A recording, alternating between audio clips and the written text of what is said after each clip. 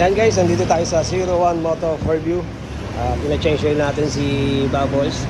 Ito yung langis na gamit natin. Shell Advance 10W40 100% synthetic.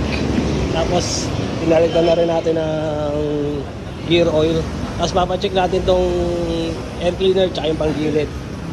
Papalinisan natin. Kasi nakabiyahe nga ng malayo-layo si Bubbles nung last week.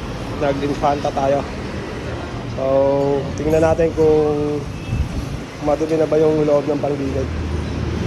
So, binabaklas na ni Bossing ang isa sa mekaniko ng 01 Moto 4View. So, kaya po natin pina-change oil si Bubbles dahil naka 1,800 na siya. Ang sinet ko dun sa dashboard niya is 1,500 lang dapat ang change oil natin. So, nag-exist na siya ng 300. So, okay na yun. Dapat lang na mapalitan. Every 1.5 talaga ako dapat magpalit. Bumiyahe nga tayo last week sa Infanta, Quezon. Sumobra ng 300. So, okay lang naman yun. Walang problema yun. Basta, kung ano yung susundin yung change oil na kilometer, kailangan ma-maintain natin yun para iwas aberya sa makina.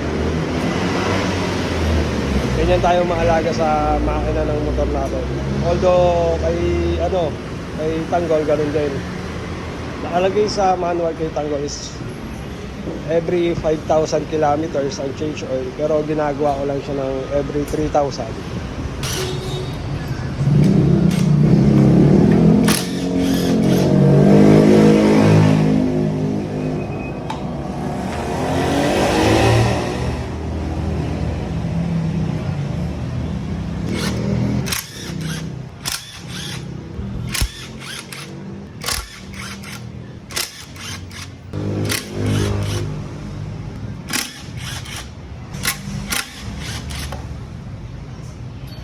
Bagong gulong nun. Palitan ulit natin para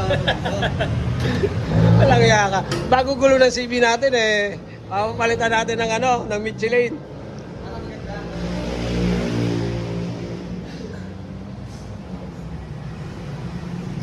Yan guys, siguro konting buga na lang ng hangin yan. So sariwa pa yan Isang sariwa pa 2,000 plus pa lang naman kasi ang naitatakbo nito. So papa-sprayan na lang natin kay Bossing.